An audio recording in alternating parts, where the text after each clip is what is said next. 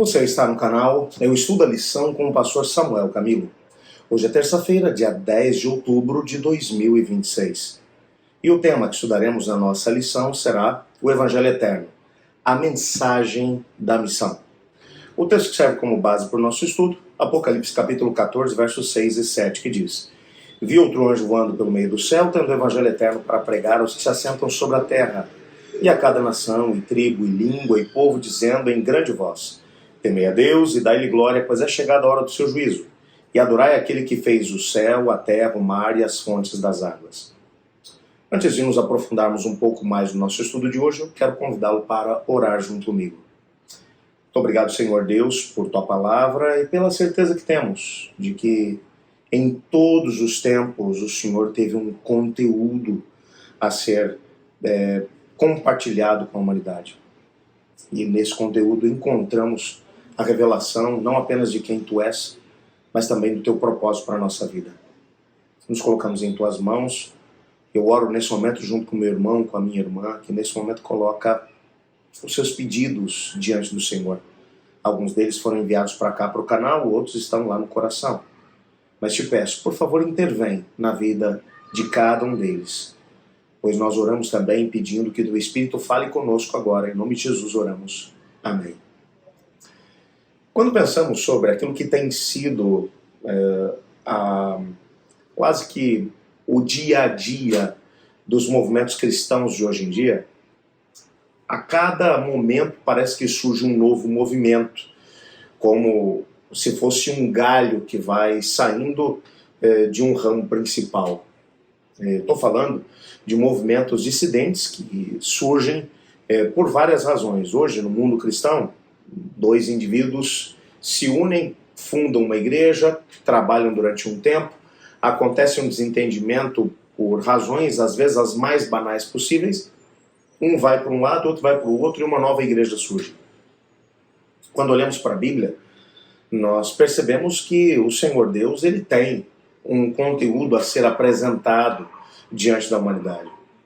É claro que quanto mais nos aproximarmos do tempo do fim, mais surgirão falsos cristos e falsos profetas, enganando a muitos. A própria Bíblia fala sobre isso.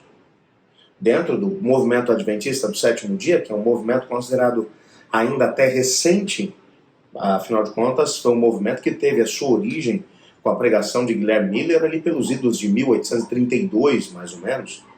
Em 1844 acontece o grande desapontamento, como desdobramento do movimento millerita, o movimento adventista acaba tendo lugar. Então, quando você vai olhar para o cristianismo, que tem cerca de 2000 anos, o movimento adventista é um movimento dentro do cristianismo pequeno, ou recente.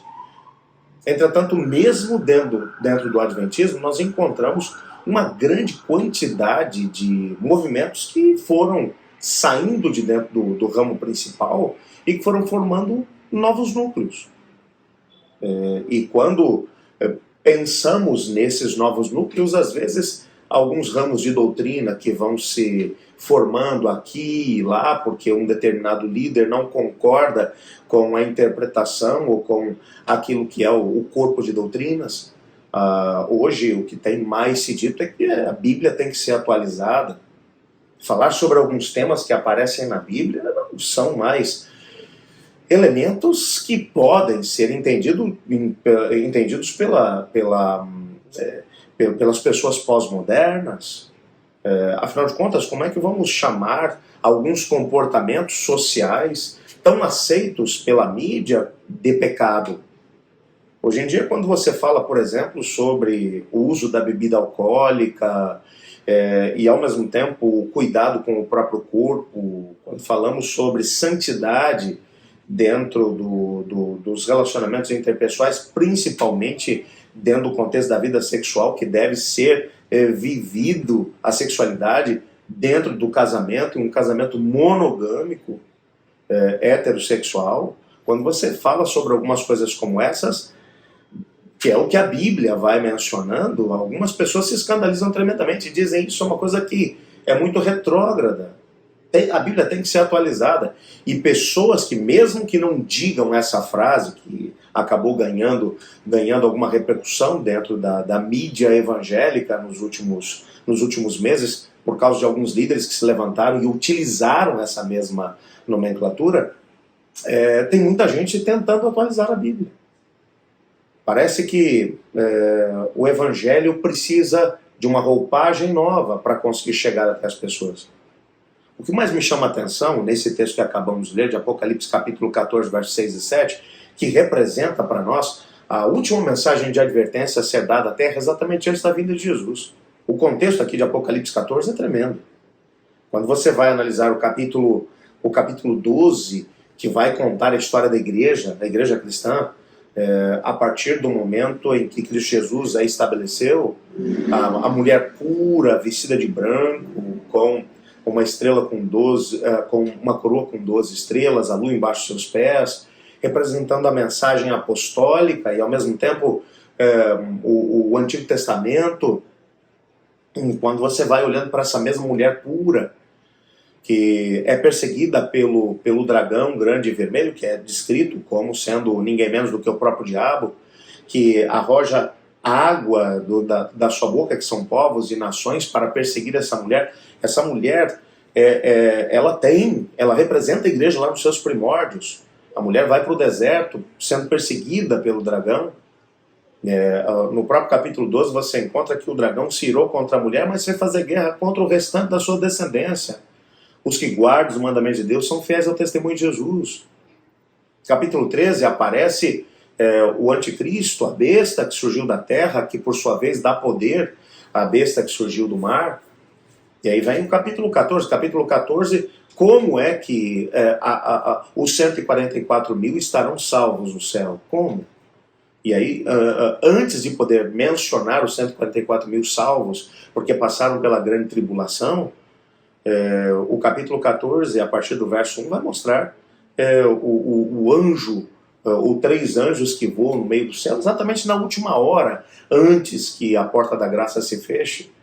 A última mensagem de advertência a ser dada à terra antes que Jesus Cristo volte, que ele termine a intercessão no céu, que o juízo pré-advento termine.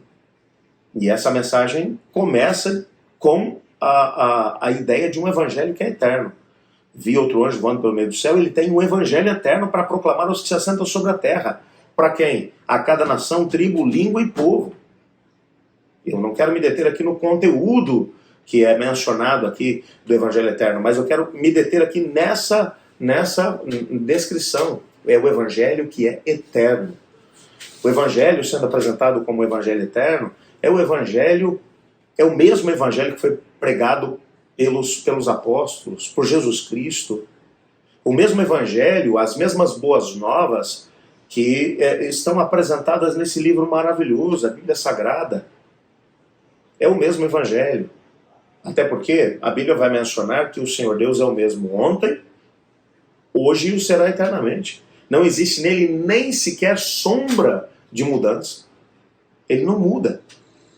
Ele é estável. E a sua mensagem também não muda. Ele mesmo mencionou, pode passar o céu e a terra, mas as minhas palavras não passarão. No contexto da grande comissão, existe um evangelho a ser pregado. E ninguém mencionou que esse evangelho seria popular. Que esse evangelho seria aceito por todos. Não, o evangelho seria pregado a todos. Mas nem todos estarão dispostos a aceitar o evangelho de Deus. A verdade pura e verdadeira desse mesmo evangelho. Muitas pessoas estarão questionando, será que isso tem que ser analisado, tem que ser vivido? Será que isso precisa ser levado em conta? Nessa época que antecede ao retorno de Cristo Jesus, Deus continuou procurando homens e mulheres comprometidos com a sua palavra. É tanto que no próprio livro Educação, na página 57, Ellen White ela vai mencionar o tipo de homens que o Senhor Deus está buscando nesse tempo. A maior necessidade do mundo é a necessidade de homens. Homens que não se comprem nem se vendem. Homens que no íntimo da sua alma sejam verdadeiros e honestos. Homens que permaneçam firmes pelo que é reto, ainda que caiam os céus. E como é que a gente pode estabelecer o que é certo e o que é errado? Nós não podemos. É a Bíblia a nossa única norma de fé e prática. É só através dela que nós podemos saber qual é o assim diz o Senhor. E se a Bíblia diz, eu aceito. E se ela não diz, eu rejeito. Ela é a norma. O que está acontecendo hoje em dia, numa sociedade extremamente humanista, onde o ser humano se torna o centro de tudo, então o que eu gosto eu aceito, o que eu não gosto eu não aceito. Ah, mas eu tenho umas lutas, eu gosto de viver isso, aquilo outro. E aí a gente começa a trabalhar numa perspectiva onde aquilo que eu gosto eu aceito, que eu não gosto eu não aceito. E aí eu sou o padrão. Não, o padrão é a Bíblia. O Espírito Santo de Deus falou através de profetas e apóstolos para que esse conteúdo chegasse até nós hoje. Esse evangelho que tem que ser proclamado na grande comissão é um evangelho eterno que não pode ser profanado, mudado, adaptado. Ele tem que vir do jeito que ele foi dado pelo Espírito Santo a apóstolos e a profetas. Portanto, ao trabalhar com essa pessoa por quem você tem orado desde a semana passada, não se esqueça, há um conteúdo que tem que ser dado. É lógico que esse conteúdo tem que ser apresentado com inteligência e ao mesmo tempo com sabedoria por parte do Espírito Santo de Deus. Afinal de contas, nós somos instrumentos de Deus. O Espírito Santo fala através de nós. Mas o fato do Espírito Santo usar de sabedoria para poder chegar ao coração das pessoas não nos dá um direito de podermos modificar esse mesmo evangelho.